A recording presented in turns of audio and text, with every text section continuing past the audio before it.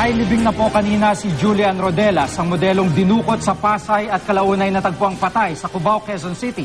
At 4 na arestadong suspect kasama ang kaibigan ni Rodelas na si Althea Altamirano babasahan ng sakdal sa Lunes. 2 iba pa ang hinahanap, nakatutok si Salima Refran.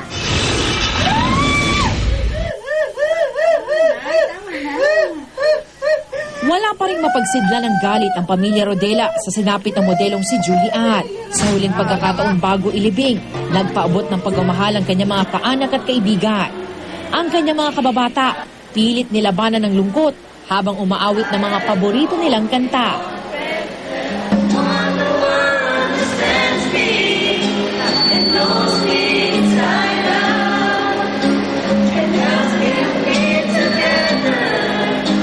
Nagka-polka-dot sila. Ito raw kasi ang pabirong habilin sa kanila noon ng dalaga. Ang mga pulis Quezon City na humahawak sa kaso ang nagbuhat ng kabaong palabas ng simbahan. Nangako silang papanagutin ang mga nasa likod ng krimen. Sa Golden Haven Memorial Park sa Las Piñas, sinamahan ng pamilya ng Volunteers Against Crime and Corruption. Hangad nila ang hustisya para kay Julian. Isa lang nasa isip namin. Ituloy yung kaso, sampahan lahat ng dapat sampahan, hulihin lahat ng dapat hulihin, magbayad lahat ng dapat magbayad. Alas 11:30 ng umaga ay nilibing na si Julian.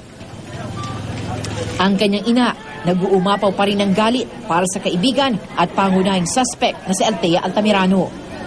Siguro sobra na siyang saya at natupad na yung gusto niya mangyari sa anak ko.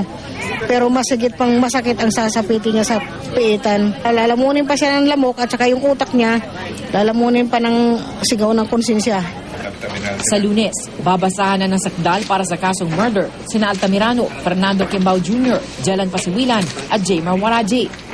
Agad silang ililipat sa Quezon City Jail matapos magaba ang korte ng commitment order. Patuloy naman ang paghahanap kina Efren Talib at alias Aldos ang mga sinasabing nanghalay at bumaril kay Julian.